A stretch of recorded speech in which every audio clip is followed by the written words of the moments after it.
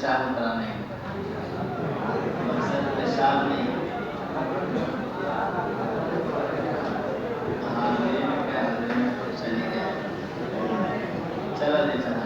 بسم الله الرحمن الرحيم. وبه قال حدثنا عثمان بن أبي شيبة قال حدثنا وقيع قال حدثنا الأعمش عن حبيب عن عروة عن عائشة رضي الله تعالى عنها أن النبي صلى الله عليه وسلم قبل امرأة من نسائه ثم خرج إلى الصلاة ولم يتوضأ. قال عروة فقلت لها من هي إلا أنت فضحكت. قال أبو داود وهكذا رواه زائدة وعبد الحميد الحماني عن سليمان الأعمش. وبه قال حدثنا إبراهيم بن مخلد الطالقاني قال حدثنا عبد الرحمن بن مغرى قال حدثنا الأعمش قال حدثنا أصحاب لنا عن عروة المزني عن عائشة رضي الله تعالى عنها بهذا الحديث. قال أبو داود قال يحيى بن سعيد القطان رجل أحكي عني أن هذين يعني حديث الأعمش هذا عن حبيب وحديثه بهذا الإسناد في المستحاضة أنها تتوضأ لكل صلاة. قال يحيى يحكي عني أنهما شبه لا شيء. قال أبو داود روي عن الثوري قال ما حدثنا حبيب إلا عن عروة المزني يعني لم يحدثهم عن عروة بن الزبير بشيء. قال أبو داود وقد روى حمزة الزيات عن حبيب عن عروة بن الزبير عن عائشة رضي الله تعالى عنها حديثا صحيحا. باب الوضوء من باب الوضوء من القبلة، بوسہ سے وضو کا بیان۔ یہاں سے مصنف رحمۃ اللہ علیہ مستقل نواقض وضو کو بیان کر رہے ہیں، اور یہاں سے نواقض وضو کا حضرت نے آغاز کر دیا ہے کہ کن کن چیزوں سے وضو ٹوٹ جاتا ہے۔ تو بوسہ سے وضو لینے کا بیان کہ بوسہ لینے سے وضو ٹوٹ جاتا ہے یا نہیں ٹوٹتا ہے۔ تو اس میں بھی ائمہ کا اختلاف۔ پہلے مسئلہ دیکھ لو کہ جو کہ باب کی حدیث حنفیہ کے موافق، اس لیے اس حدیث پر انہوں نے کئی اعتراض کیے ہیں، اس کا جواب بعد میں دیکھ لیں۔ عورت کو بوسہ لینا یہ ناقض وضو ہے یا نہیں، اس سلسلے میں فقہا کے درمیان اختلاف۔ حضرت امام ابو حنیفہ رحمۃ اللہ علیہ کے وہاں مس مراد مطلقاً غیر ناقض وضو ہے۔ مس مراد کیا ہے؟ مطلقاً غیر ناقض وضو ہے، مگر یہ کہ مباشرت فاحشہ۔ مباشرت فاحشہ مطلب یہ ہے کہ آدمی عورت اس طرح آپس میں مل جائیں کہ خروج مزی ہو جائے۔ کیا ہو جائے؟ خروج مزی ہو جائے، تو یہ مباشرت فاحشہ ہے۔ مباشرت کیا ہے؟ فاحشہ ہے۔ تو مباشرت فاحشہ جماع کو بھی کہتے ہیں، اور اس طرح ملنے کو بھی کہتے ہیں کہ خروج مزی ہو جائے۔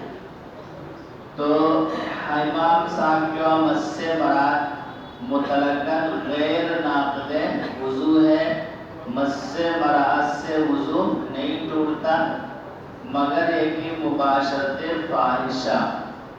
مطلق مطلب چاہے صغیرہ کو چھو لے یا کبیرہ کو چھو لے، چاہے اجنبیہ کو چھو لے یا محرم کو چھو لے، چاہے شہوت کے ساتھ چھو لے چاہے بغیر شہوت کے ساتھ چھو لے، ہمارے وہاں عورت کو چھونے سے وضو نہیں ٹوٹتا۔ حضرت امام شافعی رحمۃ اللہ علیہ کا مختار قول یہ ہے کہ مس سے مراد مطلقاً ناقض وضو ہے، چاہے صغیرہ ہو چاہے کبیرہ ہو، اور چاہے محرم ہو چاہے غیر محرم ہو، اور چاہے مس بالشہوت ہو یا مس بلا شہوت ہو۔ بس شوافی کو ایک شرط یہ ہے کہ مس بلا حائل ہو، یا عورت کو جب چھو رہا ہو تو کوئی چیز حائل نہ، کپڑے وغیرہ کے اوپر سے اس کو نہ چھو۔ امام شافعی رحمۃ اللہ علیہ کا مفتہ بھی قول یہ ہے کہ مس مراد مطلقاً ناقض وضو ہے، صغیرہ ہو یا کبیرہ ہو، محرم ہو یا غیر محرم ہو، اور یہ چھونا شہوت کے ساتھ ہو یا بغیر شہوت کے۔ اس کو جگانا ہے جو سو رہا ہے بیٹھا ہے، مراقبہ کر رہا ہے، لکھ رہے ہیں۔ تو امام شافعی کا مختلف قول یہ ہے کہ مس سے مراد مطلقاً ناقض وضو ہے، چاہے صغیرہ ہو چاہے کبیرہ ہو، محرم ہو یا غیر محرم ہو، مس بالشہوت ہو یا مس بلا شہوت ہو۔ بس ان کے وہاں ایک شرط یہ ہے کہ یہ مس بلا حائل ہونا چاہیے۔ آدمی عورت کو چھوئے تو آدمی کے ہاتھ عورت کے جسم کے درمیان میں کوئی چیز حائل نہ ہو۔ ارے بابا ادھر چلا جاؤ تو کوئی بیٹھ جائے، ابھی تو وضو فارغ نہیں ہو پائے۔ صوفیوں نے تو پورا دنیا میں غلط کر رکھا ہے۔ تو یہ کیا کہتے ہیں کہ بلا حائل ہونا چاہیے، یہ امام شافعی رحمۃ اللہ علیہ کے یہاں۔ حضرت امام مالک رحمۃ اللہ علیہ کے وہاں 3 شرطوں کے ساتھ مس سے مراد یہ ناقض وضو ہے۔ اس کے وہاں امام مالک رحمۃ اللہ علیہ کے یہاں، تو امام مالک رحمۃ اللہ علیہ کے وہاں 3 شرطوں کے ساتھ مس سے مراد ناقض وضو ہے۔ پہلی شرط یہ ہے کہ وہ کبیرہ ہو یعنی بالغ ہو، کیا ہو؟ بالغ۔ دوسری شرط یہ ہے کہ وہ اجنبیہ ہو، محرم نہ ہو۔ تیسری شرط یہ ہے کہ مس بالشہوت، مس بس کیا ہے؟ شہوت، شہوت کے ساتھ اس کو ہاتھ لگایا ہو تو ان کے وہاں وضو ٹوٹے گا۔ امام مالک کے وہاں مس سے مراد ناقض وضو ہے، لیکن 3 شرطوں کے ساتھ۔ پہلی شرط کیا ہے کہ عورت کبیرہ ہو، بالغہ ہو۔ دوسری شرط کیا ہے؟ اجنبیہ ہو، محرم نہ ہو۔ اور تیسری شرط یہ ہے کہ مس بالشہوت۔ اگر 3 شرطوں کے ساتھ کسی مرد نے عورت کو چھو لیا ہے تو اس کا وضو ٹوٹ جائے گا، اس کا وضو کیا ہو جائے گا؟ ٹوٹ جائے گا۔ امام مالک رحمۃ اللہ علیہ کے نزدیک امام احمد بن حنبل رحمۃ اللہ علیہ کا مسئلہ ہے۔ امام احمد بن حنبل سے 3 روایتیں، ایک روایت احناف کے مطابق ہے کہ مس سے مراد مطلقاً غیر ناقض وضو ہے۔ ایک روایت امام احمد بن حنبل کی شواہد کے مطابق ہے کہ مس سے مراد مطلقاً ناقض وضو ہے۔ ایک روایت امام مالک کے مطابق ہے کہ مس سے مراد 3 شرطوں کے ساتھ ناقض وضو ہے۔ معلوم ہوا کہ ائمہ ثلاثہ امام شافعی، امام مالک اور امام احمد بن حنبل، ائمہ ثلاثہ کسی نہ کسی درجے میں مس سے مراد کو ناقض وضو مانتے ہیں۔ کوئی بلا شرط مانتا ہے، کوئی شرط کے ساتھ مانتا ہے، لیکن ائمہ ثلاثہ یہ کسی نہ کسی درجے میں مس سے مراد کو کیا مانتے ہیں؟ ناقض وضو مانتے ہیں۔ اور احناف یہ مس سے مراد کو ناقض وضو نہیں مانتے۔ تو یہ کل 2 فریق ہو گئے۔ کتنے فریق ہو گئے؟ 2 فریق۔ پہلا فریق ائمہ ثلاثہ کا جو کسی نہ کسی درجے میں مس سے مراد کو ناقض وضو مانتا ہے، اور دوسرا فریق احناف کا جو مس سے مراد کو مطلقاً ناقض وضو نہیں مانتے۔ تو یہ 2 فریق ہو گئے۔ کتنے فریق ہو گئے؟ 2 فریق۔ پہلا فریق ائمہ ثلاثہ نے قرآن کی آیت او لامستم النساء سے استدلال کیا ہے۔ پہلے فریق نے استدلال کیا ہے؟ پہلے فریق نے قرآن کی آیت او لامستم النساء سے استدلال کیا ہے۔ یہ کہتے ہیں کہ یہاں لامستم مس بالید کے معنی میں، اس کے معنی میں ہے لامستم مس بالید کے معنی میں، مطلب یہ ہے کہ اوجادکم من الغائط، تم میں سے کوئی پیشاب کر کے آیا ہو، او لامستم النساء، یا عورت کو ہاتھ سے چھو لیا تو اس کا وضو نہیں ہے، اگر پانی نہ پاؤ تو تیمم کر۔ تو فریق اول ائمہ ثلاثہ کی دلیل لامستم النساء ہے۔ اس آیت کریمہ سے استدلال کیا کہ یہاں لامستم مسبلیت کے معنی میں ہے، اور لامستم مسبلیت کے معنی میں ہے۔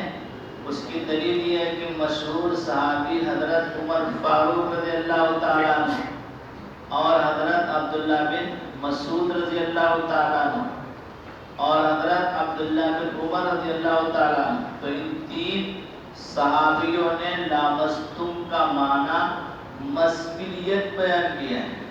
اس لیے ہم کہتے ہیں کہ یہاں لامستم سے مسبلیت مراد ہے۔ اب مطلب یہ کہ عورت کو ہاتھ سے چھو لیا ہو تو وضو ٹوٹ گیا، اگر پانی نہ ملے تو تیمم کر۔ یہ فریق اول اور ائمہ ثلاثہ رحمۃ اللہ کی پہلی دلیل ہے۔ دوسری دلیل انہوں نے حضرت معاذ بن جبل رضی اللہ تعالیٰ عنہ کی حدیث سے استدلال کیا ہے۔ حضرت معاذ بن جبل کی حدیث ہے انہ علیہ السلام سئل عن مس المرأة فامر بالوضوء۔ حضرت معاذ بن جبل کہتے ہیں کہ آپ صلی اللہ علیہ وسلم سے مس مرأة کے متعلق سوال کیا گیا کہ عورت کو چھو لے تو وضو ٹوٹے گا یا نہیں، فامر بالوضوء، تو آپ نے وضو کا حکم دیا۔ تو ان کے پاس دو ہی دلیلیں ہیں۔ ان کی دوسری دلیل کیا ہے؟ حضرت معاذ بن جبل والی حدیث، اس میں الفاظ ہیں انہ علیہ السلام سئل عن مس المرأة فامر بالوضوء، کہ آپ سے مس مرأة کے متعلق سوال کیا گیا تو آپ نے وضو کرنے کا حکم دیا۔ اس سے معلوم ہے کہ مس مرأة ناقض وضو ہے، اسی لیے آپ نے وضو کرنے کا حکم دیا۔ تو فریق اول کے پاس یہ صرف دو دلیلیں، ایک لامستم النساء والی ہے، اس کو انہوں نے مسبلیت پر محمول کیا ہے، اور دوسرے حضرت معاذ بن جبل والی حدیث، اس میں آپ نے وضو کرنے کا باقاعدہ حکم دیا ہے۔ اس کے علاوہ ان کے پاس اور کوئی دلیل نہیں۔ ان کے مقابل میں جو ہے فریق ثانی احناف ہیں۔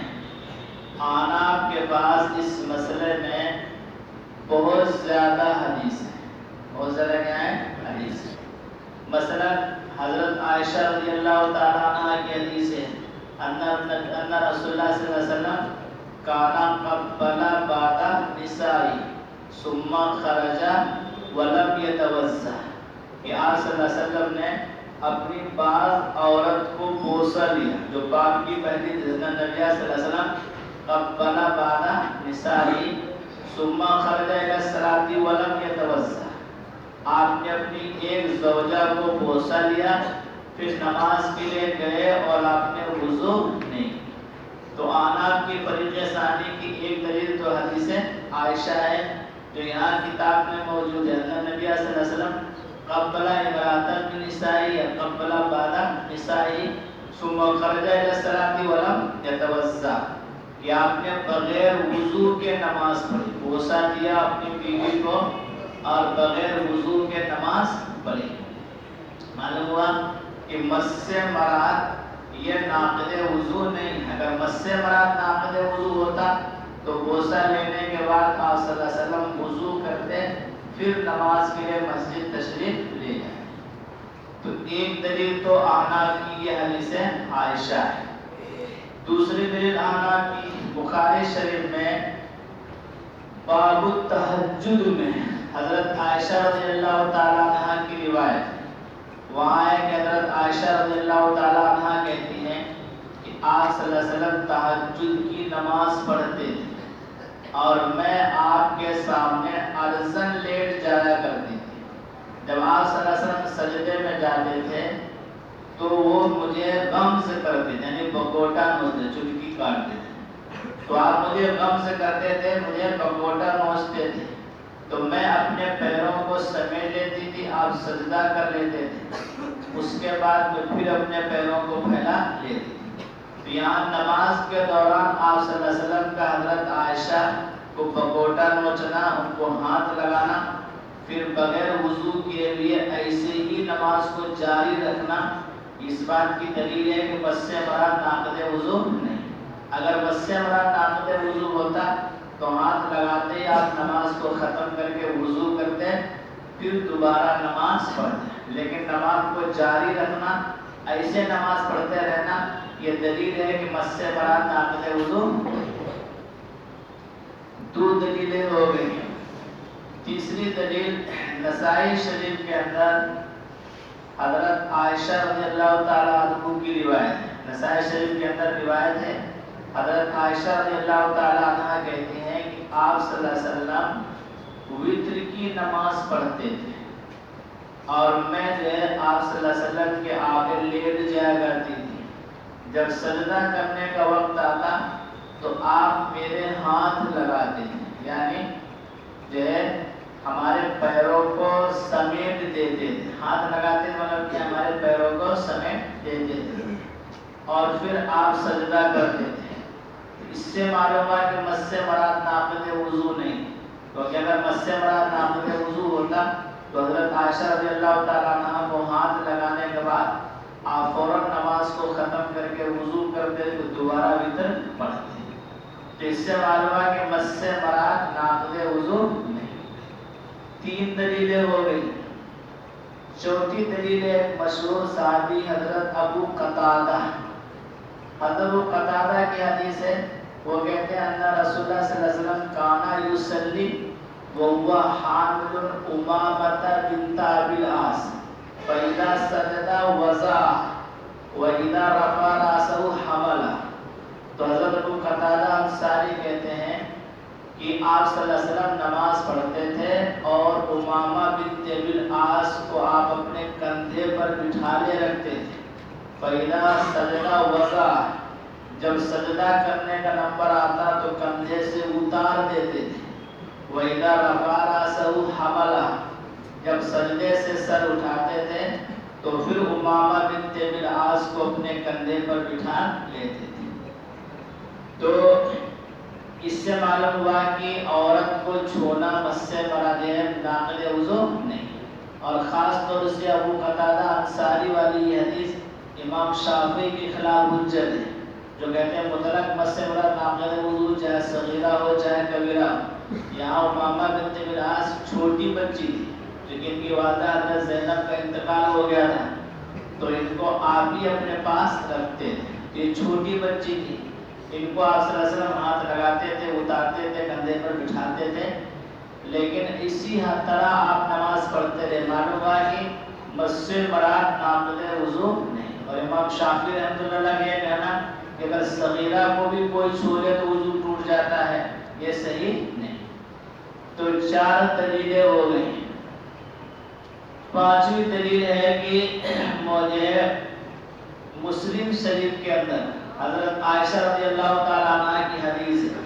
حضرت عائشہ کہتی ہیں ان عائشہ فقالت فقدت رسول اللہ صلی اللہ علیہ وسلم لیلۃ من الفراش فالتمسته فوقعت يدي على بطن قدمي وهو في المسجد هما منصوبتان وهو يقول اللهم إني أعوذ بك برضاك من سخطك. حضرت عائشہ رضی اللہ تعالیٰ عنہ کہتی ہیں کہ ایک دن میرے بستر سے آپ صلی اللہ علیہ وسلم غائب ہو گئے تو مجھے یہ خطرہ ہوا کہ شاید کہ میری کسی سلطان کے پاس آپ چلے گئے. باری میرے وہاں سونے کی تھی لیکن آپ کسی دوسری بیوی کے پاس چلے گئے. حضرت عائشہ کہتی ہیں کہ میں یہ سوچ کر کے آپ کو تلاش کرنے کے لیے نکلی. تو جب میں تلاش کرنے نکلی تو میں نے آپ کو دیکھا، رات تھی تو میں تلاش کی تو دیکھا کہ مسجد نبوی میں آپ صلی اللہ علیہ وسلم ہیں اور میرا ہاتھ آپ کے قدم کے باطنی حصے پر کھڑا اور آپ کا قدم کیا تھا، اٹھا ہوا، چونکہ آپ سجدے میں تھے اور آپ یہ دعا مانگ رہے تھے اللہم انی اعوذ بک برضاک من سخطک. اے اللہ میں تیری رضامندی کے صدقے میں تیری ناراضگی سے پناہ مانگتا. تو یہاں حضرت عائشہ کا ہاتھ آپ صلی اللہ علیہ وسلم کے قدم کے باطنی حصے سے لگا ہے، پیر سے لگا ہے، لیکن آپ صلی اللہ علیہ وسلم کیا نماز پڑھتے رہے اور نماز کو نہیں توڑا. تو یہ اس بات کی دلیل ہے کہ مس سے مراد ناقض وضو نہیں. ایسے اور بھی حنفیہ کے پاس دلیل ہے. چنانچہ موضوع طبرانی میں حدیث ہے، حضرت ام سلمہ رضی اللہ تعالیٰ عنہ روایت کرتی، کانا رسول اللہ صلی اللہ علیہ وسلم یقبلون بعد کانا رسول اللہ صلی اللہ علیہ وسلم یقبلون ثم یخرج الی الصلاۃ ولا یحدث وضوءا، کہ آپ صلی اللہ علیہ وسلم بوسہ لیتے تھے اور بوسہ لے کر کے نماز کے لیے چلے جاتے تھے، ولا یحدث وضوءا، اور آپ نیا وضو نہیں کرتے تھے۔ اس سے معلوم ہے کہ مس سے مراد ناقض وضو نہیں۔ تو یہ آنات کی دلیلیں ہیں۔ ایک دلیل تو بعد کی یہ حدیث عائشہ ہے، دوسری دلیل کیا ہے؟ بخاری شریف کے اندر حضرت عائشہ کی حدیث ہے، تیسری دلیل نسائی کے اندر حضرت عائشہ رضی اللہ تعالیٰ عنہ کی روایت ہے، چوتھی دلیل جو ہے ابو قتادہ انصاری کی روایت ہے، پانچویں دلیل مسلم شریف کے اندر حضرت عائشہ رضی اللہ تعالیٰ عنہ کی حدیث ہے، چھٹی دلیل جو ہے ام سلمہ والی روایت ہے۔ تو ان سے ثابت ہوتا ہے کہ مس سے مراد کیا ہے؟ ناقض وضو نہیں ہے۔ اس لیے ہم احناف کا مسلک یہ ہے کہ مس سے مراد مطلقاً ناقض وضو نہیں۔ اگر کوئی عورت کو چھو لے، چاہے وہ صغیرہ ہو، چاہے کبیرہ ہو، چاہے محرم ہو، چاہے اجنبیہ ہو، مس بالشہوت ہو یا مس بلا شہوت ہو، عورت کے چھونے سے وضو نہیں ٹوٹتا۔ البتہ مباشرت فاحشہ ہو جائے کہ جماع ہی کر لے، یا عورت اس طرح سے چھوئے کہ اس کو مزید خارج ہو جائے، تو خروج مزید کی وجہ سے وضو کیا ہو جائے گا؟ ٹوٹ جائے گا۔ اب حدیث دیکھیں، حدثنا محمد بن بشار، آناف کی طرف سے امام شافعی، امام مالک اور امام احمد بن حنبل کی دونوں دلیلوں کا جواب ہے۔ فریق اول نے اہل ثلاثہ نے قرآن کی آیت سے لامستم النساء سے استدلال کیا ہے۔ آناف نے اس کا جواب دیا ہے کہ یہاں لامستم جماع کے معنی میں، اس کے معنی میں یہاں لامستم سے جماع مراد ہے، مس بالید مراد نہیں۔ اور اس سلسلے میں آناف نے 3 دلیلیں ذکر کی۔ لامستم سے جماع مراد ہونے پر کتنی دلیلیں ذکر کی ہیں؟ 3 دلیلیں۔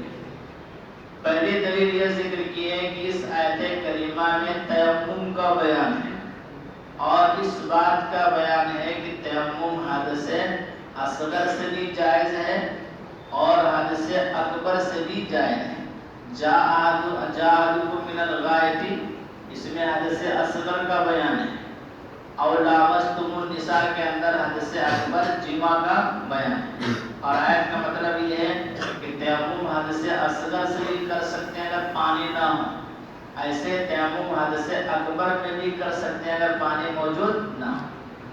تو پہلی دلیل یہ ہے کہ اس آیت کریمہ میں تیمم کا بیان ہے، اور اس بات کا بیان ہے کہ تیمم حدث اصغر سے بھی کر سکتے ہیں، حدث اکبر سے بھی کر سکتے ہیں۔ جاءکم من الغائط، اس میں حدث اصغر کا بیان ہے، اور لامستم النساء میں حدث اکبر کا بیان ہے۔ اب اگر بقول تمہارے یہاں لامستم کو مس بالید پر محمول کر دیا جائے تو اس آیت کریمہ میں صرف حدث اصغر سے تیمم کا بیان ہوگا، لیکن حدث اکبر سے تیمم کا بیان نہیں ہوگا۔ حالانکہ مقصد اس آیت کریمہ سے دونوں کو بیان کرنا ہے کہ تیمم حدث اصغر سے بھی کر سکتے ہیں، حدث اکبر سے بھی کر سکتے ہیں۔ اس لیے بہتر یہی ہے کہ لامستم کو جماع پر محمول کریں تاکہ دونوں باتیں معلوم ہو جائے کہ حدث اصغر سے بھی تیمم ہو سکتا ہے اور حدث اکبر کی صورت میں بھی تیمم ہو سکتا ہے۔ ایک دلیل لامستم سے جماع مراد ہونے کی آناف نے یہ پیش کی۔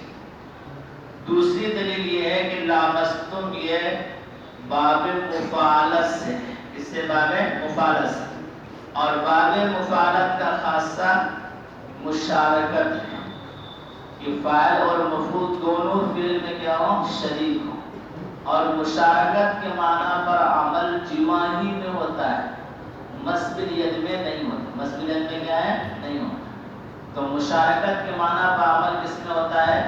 مشارکت پر عمل ہوتا ہے جماع میں، کہ فعل جماع میں دونوں شریک ہوتے ہیں، شوہر بھی شریک ہوتا ہے، بیوی کیا ہوتی ہے؟ شریک ہوتی ہے۔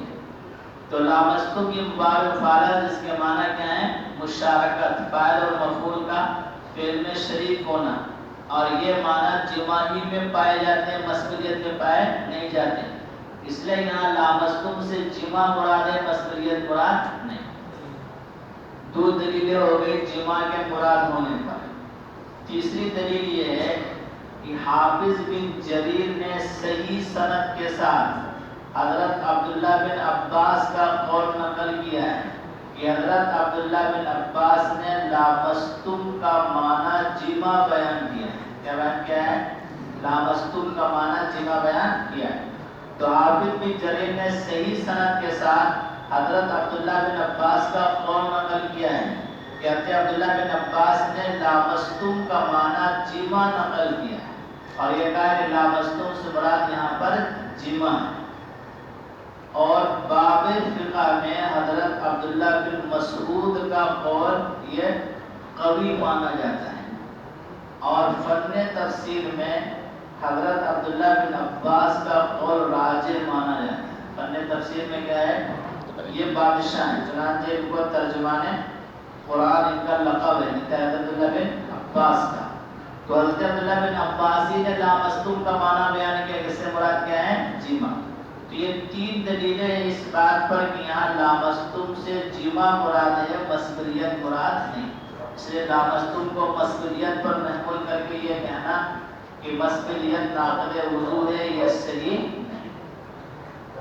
ائمہ ثلاثہ اور فریق اول نے دوسری دلیل پیش کی تھی حدیث معاذ بن جبل والی کہ حضرت معاذ بن جبل کی حدیث ہے علیہ السلام سئل عن مس المرأة فأمر بالوضوء۔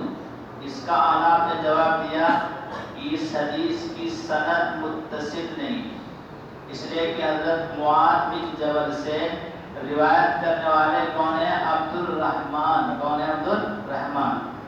اور عبد الرحمن کا سماع حضرت معاذ بن جبل سے ثابت نہیں، تو معلوم ہوا ہے کہ عبد الرحمن اور حضرت معاذ بن جبل کے بیچ میں کوئی راوی چھوٹا ہوا ہے، اس لیے حضرت معاذ بن جبل والی حدیث کیا ہے؟ منقطع ہے، اور منقطع حدیث کیا ہوتی ہے؟ ضعیف ہوتی ہے۔ اس لیے اس ضعیف حدیث سے استدلال کر کے یہ کہنا کہ مس سے برات ناقض وضو ہے، یہ صحیح نہیں، جبکہ اس کے مخالف بہت ساری روایات موجود ہیں جو حنفیہ کی مستند ہیں۔ تو یہ آنان کی طرف سے فریق اول کا کیا کیا گیا؟ جواب دیا گیا۔ اب حدیث دیکھ لو۔ حدثنا محمد بن بشار قال حدثنا یحییٰ و عبد الرحمن قال حدثنا سفیان، یا سفیان سے سفیان ثوری مراد، عن ابی روق عن ابراہیم التیمی عن عائشہ ان النبی صلی اللہ علیہ وسلم قبلها ولم يتوضأ۔ یہ حدیث عائشہ ہے، اور اس حدیث کو حضرت مصنف رحمۃ اللہ علیہ نے تین سندوں کے ساتھ ذکر کیا ہے۔ کتنے سندوں کا ذکر کیا ہے؟ تین سندوں کے ساتھ ذکر کیا ہے، اور حدیث کی سندوں پر اعتراض بھی کیا ہے۔ پہلی سند ہے، اس میں مدار حدیث جو ہے، مدار سند یہ ابراہیم تیمی ہے۔ کون ہے ابراہیم تیمی؟ یہ مدار سند ہے۔ باقی دو سندوں میں جو مدار ہیں وہ کون ہیں؟ دونوں عروہ مزنی۔ کون ہیں؟ عروہ مزنی۔ دونوں تینوں پر اعتراض کر کے کمزور کیا، لیکن احناف نے اس کے جواب دیے۔ قال ابو داؤد وهو مرسل وابراہیم التیمی لم يسمع من عائشہ شیئا۔ یہ اس حدیث پر ایک اعتراض ہے، یہ حدیث مرسل ہے، ابراہیم تیمی نے حضرت عائشہ سے کوئی حدیث نہیں سنی۔ اس سے معلوم ہوا کہ ابراہیم تیمی ان عائشہ کے بیچ میں کوئی راوی چھوٹا ہوا ہے، جس کو یہاں سند میں ظاہر نہیں کیا گیا ہے، اس لیے یہ حدیث مرسل ہے۔ یہ حدیث کیا ہے؟ مرسل ہے۔ تو اس حدیث کی سند پر حضرت امام ابو داؤد رحمۃ اللہ علیہ اور بعض محدثین نے یہ اعتراض کیا کہ یہ حدیث مرسل ہے، کیونکہ ابراہیم تیمی کا سماع حضرت عائشہ رضی اللہ تعالیٰ عنہ سے ثابت نہیں۔ منقطع کو بھی مرسل بول دیتے، اسی بات میں مرسل کا۔ یہ حدیث کیا ہے؟ مرسل ہے، اور مرسل حدیث کے وہاں کمزور ہوتی ہے، تو کہنا چاہ رہے ہیں کہ حدیث مرسل ہے، کمزور ہے، اس لیے اس سے استدلال کر کے یہ کہنا کہ مس سے مراد ناقض وضو نہیں ہے، یہ صحیح نہیں۔ آناف نے جواب دیا ہے आनाब ने जवाब ये दिया कि ये हदीस मुरसल है, कोई बात नहीं। इब्राहिम तैमी मुहद्दिसीन के वहाँ बिल इत्तिफाक सिका दर्जे करावी, और हम आनाब के वहाँ ज़ाब्ता है मरासीलु सिक़तिन मक़बूलतुन, इस सिका रुवात की मुरसल अहादीस मकबूल है। तो अगर ये मुरसल है तो इसके मुरसल से हमारे नज़दीक हदीस की सेहत पर कोई फ़र्क नहीं पड़ता। अब आनाब का ज़ाब्ता है कि सिका रावी की मुरसल हदीस हुज्जत होती है, मकबूल होती है। ये मुरसल है, हमारे नज़दीक क्या है? हुज्जत है। आपके नज़दीक हुज्जत नहीं होगी, वो अलग मसला, लेकिन हम आनाब के ज़ाब्ते के मुताबिक ये हदीस सही है और काबिल इस्तिदलाल, इसलिए हम इस हदीस से इस्तिदलाल करते हैं और ये कहते हैं कि मस्से मराद नाक़िद वज़ू नहीं। तो ये जवाब तो तस्लीमी जवाब, ये तस्लीम है आपके बात की हदीस मुरसल है, लेकिन हम आनाब के वहाँ सिका रावी की मरासिल क्या है? हुज्जत होती, मकबूल होती। दूसरा जवाब आनाब ने दिया कि ये हदीस मुरसल है, ये सही नहीं, ये इतराज़ करना सही नहीं, इसलिए कि मशहूर मुहद्दिस हैं इमाम दारक़ुतनी रहमतुल्लाह अलैह, हज़रत ने अपने सुनन क़ुतनी के अंदर इस हदीस को नकल किया है, और हदीस को नकल करने के बाद वो इस पर तबसरा किया है और ये कहा फ़क़त रवा हाज़ल हदीसा मुआवियतु इब्न हिशाम अन सौरी अन अबी रौक़ी अन इब्राहिम तैमी अन अबीही अन आयशा। वहाँ इब्राहिम तैमी और आयशा के बीच में अबीही का वास्ता, अबीही का वास्ता है। उसके बाद कहा फ़वसला इस्नादहु, इसकी सनद को मुत्तसिल कर दिया।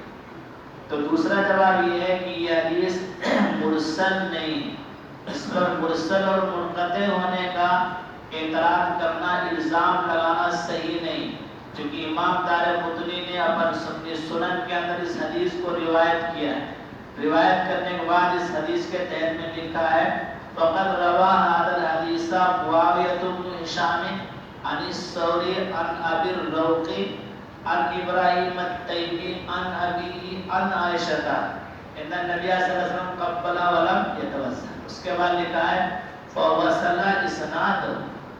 तो सुनन दारक़ुतनी के अंदर ये हदीस है और वहाँ यही सनद मौजूद, वहाँ क्या कहते हैं? इब्राहिम तैमी और हज़रत आयशा के बीच में अबीही का वास्ता है। इब्राहिम तैमी रिवायत करते हैं अपने बाप, इससे सुलेमान तैमी से, और सुलेमान तैमी रिवायत करते हैं हज़रत आयशा से, और सुलेमान तैमी का समा हज़रत आयशा से साबित है, इसलिए इसकी सनद मुत्तसिल है, मुरसल या मुनक़ते नहीं। तो इस पर मुरसल मुनक़ते होने का एतराज़ करना, इल्ज़ाम लगा करके इसको कमज़ोर करना, ये सही नहीं। ये हदीस मुत्तसिल सनद है और सही दर्जे की हदीस है। क़ाला अबू दाऊद व मुरसलुन व इब्राहिम तैमी लम यस्मा मिन आयशा शैयन, और इब्राहिम तैमी ने हज़रत आयशा से कुछ भी नहीं सुना, कोई हदीस नहीं सुनी। क़ाला अबू दाऊद व कज़ा रवाहुल फ़िरयाबी व गैरुहु, ऐसे रिवायत किया फ़िरयाबी वगैरह ने, यानी जैसे मोहम्मद बिन बशार ने और इस हदीस को मुरसलन रिवायत किया है, ऐसे ही फ़िरयाबी वगैरह ने इस हदीस को मुरसल रिवायत किया है, लेकिन इसका मुरसल नहीं, इसका मुत्तसिल सनद होना सही। अगर मुरसल मान भी लें तब भी हदीस की सेहत पर कोई फ़र्क नहीं पड़ता, क्योंकि इब्राहिम तैमी सिका रावी हैं, हम आना सिका रावी की हदीस क्या होती? मुरसल मकबूल होती, हुज्जत होती। दूसरी हदीस हदसना उस्मान इब्न अबी शैबता क़ाल हदसना वकीउन बिन हदसना वकीउन, आगे क्या है? ये मिन हदसना वकीउन हदसना आमशु अन हबीबिन अन उरवता अन आयशा अन नबी सल्लल्लाहु अलैहि वसल्लम क़ब्बला इमरातन मिन निसाई सुम्मा खरजा इला सलाती व लम यतवज़्ज़ा। ये हदीस आयशा रज़ियल्लाहु तआला अन्हा की दूसरी सनद है।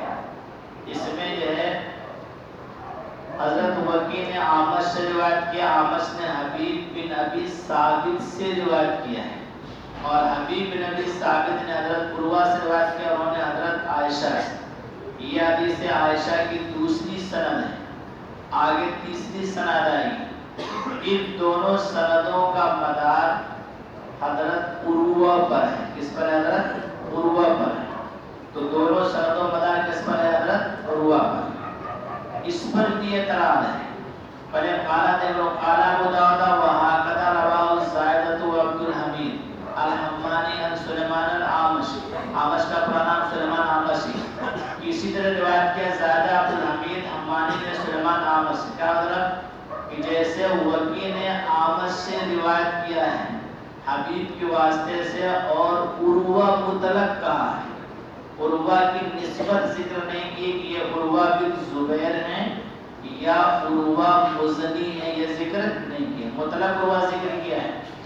ایسے زائدہ اور عبد الحمید حمانی ہیں، انہوں نے بھی سلیمان عامش سے اس حدیث کو نقل کیا.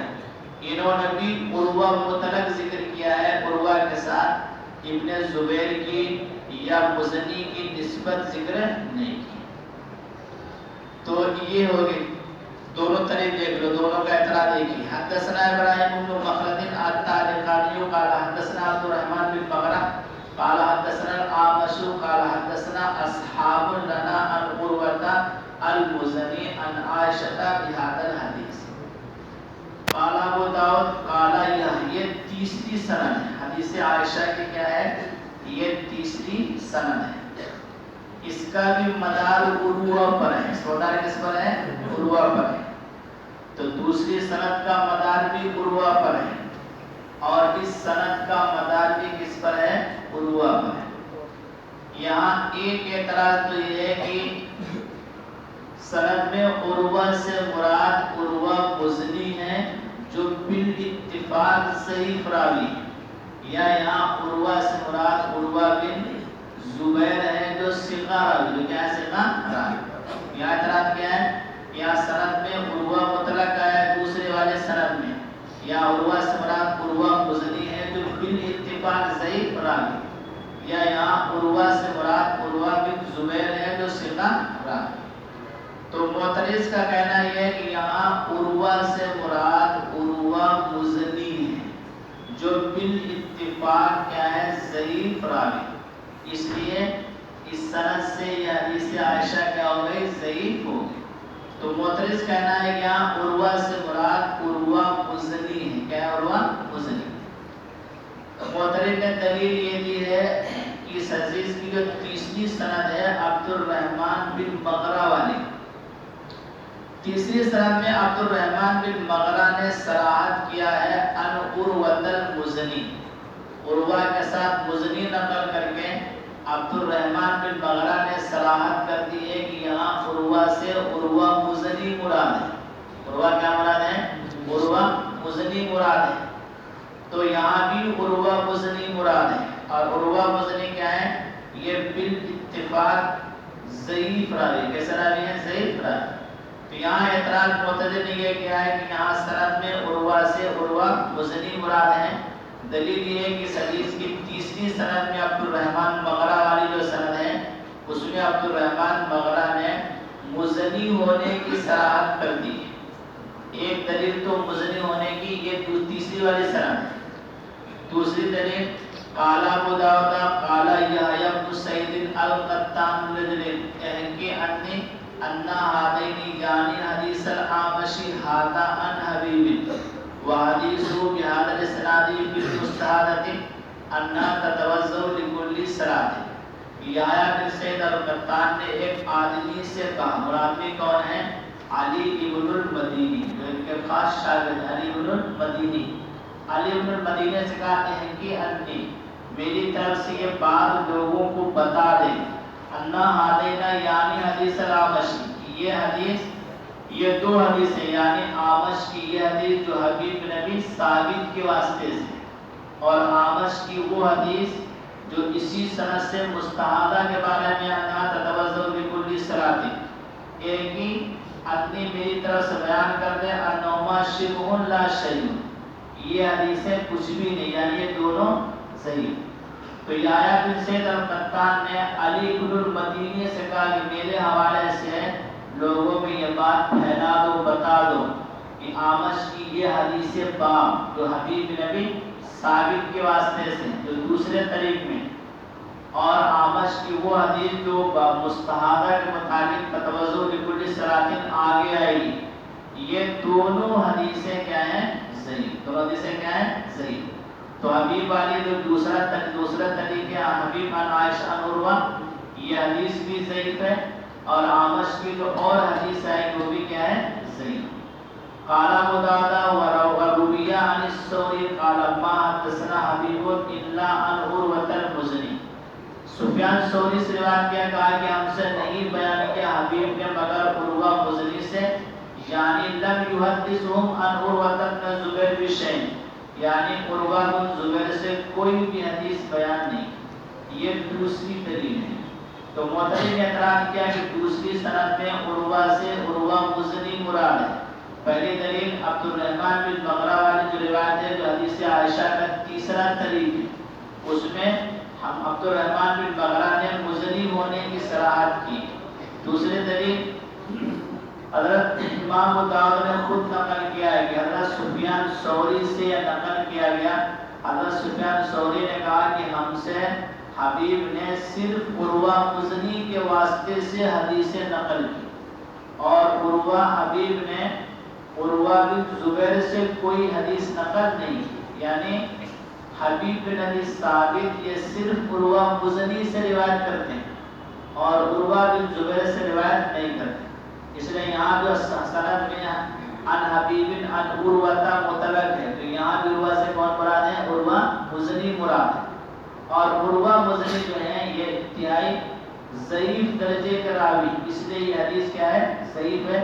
اس سے یہ ثابت کرنا کہ مس والا ناقض وضو ہے، یہ ناقض وضو نہیں ہے، یہ صحیح نہیں. تو یہ معترض نے اعتراض کیا ہے. احناف نے اس کا بھی جواب دیا. احناف نے جواب دیا کہ عبد الرحمن بن مغرہ یہ ضعیف راوی، چنانچہ بڑے محدث ہیں یحییٰ بن معین، انہوں نے عبد الرحمن بن مغرہ کو ضعیف راوی قرار دیا ہے.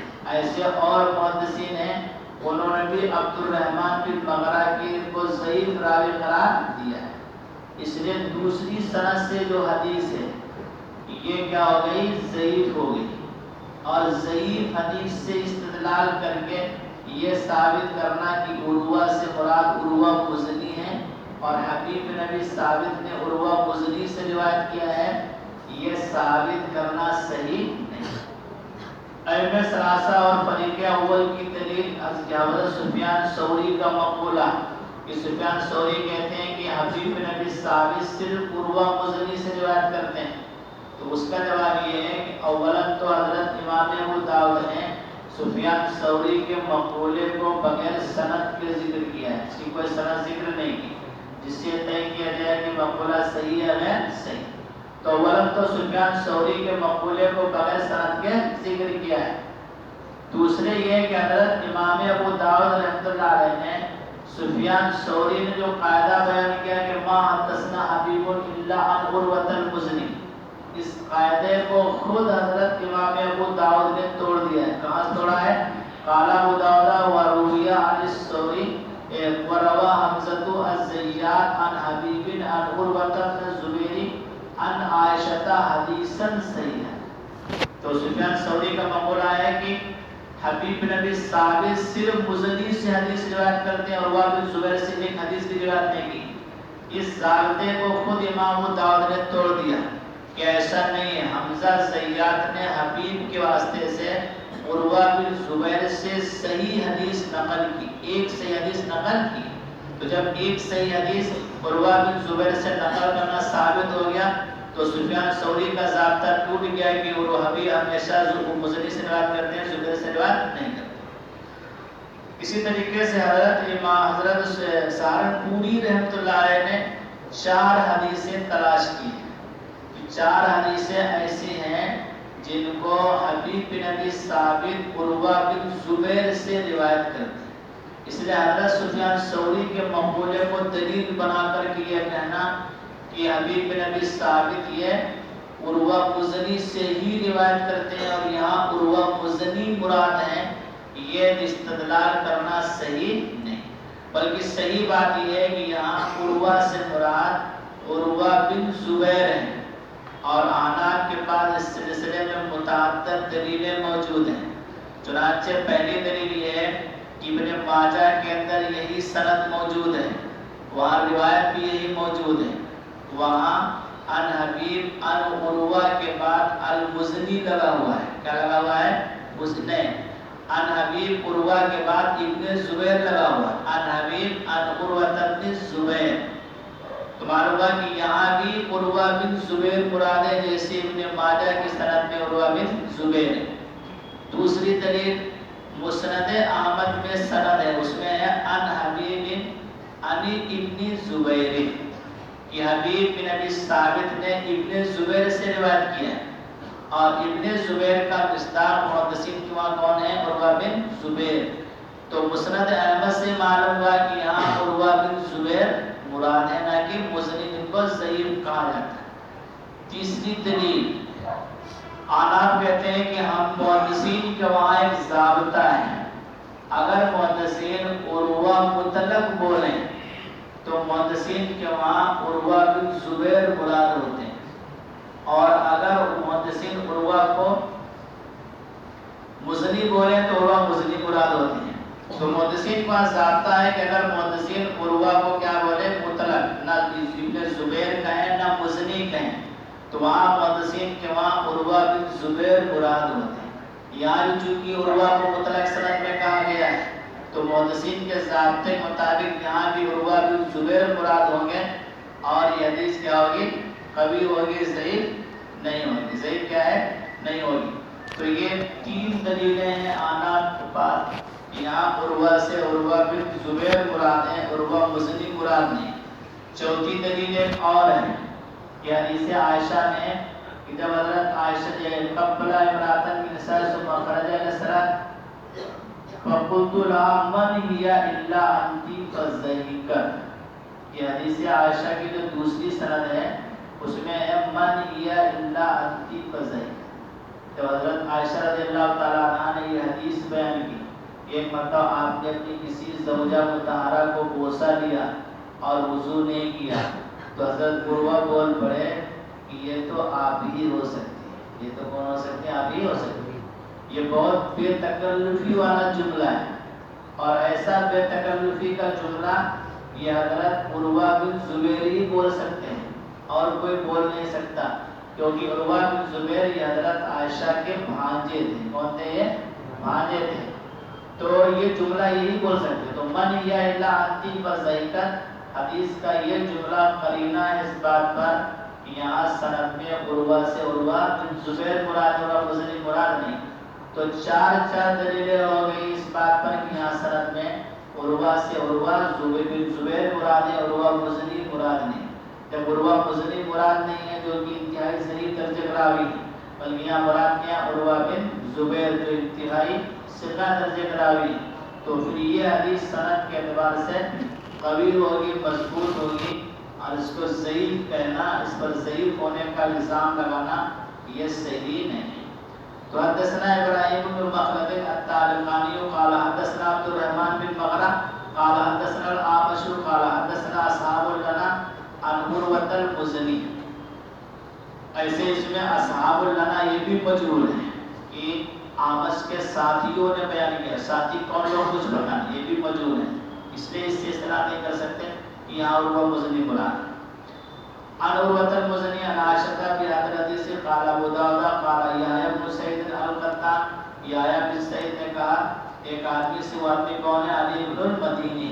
ایک کے اندر میری طرف سے بیان کرتے کہ یہ دونوں حدیث یعنی آمش کی یہ حدیث جو حبیب بن ابی ثابت کے واسطے سے، اور آمش کی وہ حدیث جو اسی سند سے ہے مستحب مطالب انا تتوضؤ لكل صلاۃ، کی وضو کرے ہر نماز میں. یہ دونوں حدیثیں ضعیف ہیں.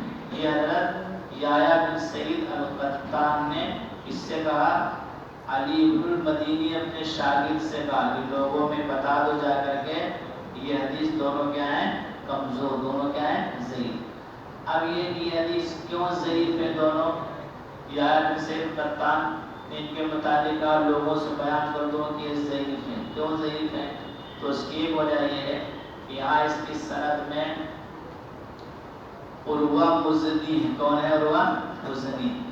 اور عروہ مزنی ضعیف راوی، اس لیے کیا یہ حدیث ضعیف ہے. اس بنا پر حضرت نے کہا کہ جا کے بتا دو کہ اس سند سے جو میری یہ 2 حدیثیں ہیں یہ دونوں کیا ہیں؟ کمزور اور ضعیف۔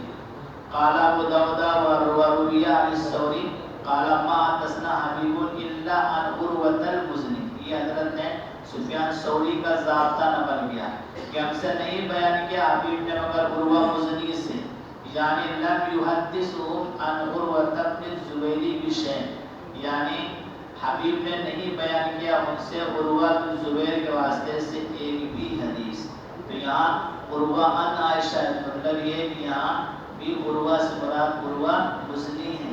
حبیب نے عروہ مزنی سے روایت کیا ہے اور وہ حضرت عائشہ رضی اللہ تعالی عنہا سے۔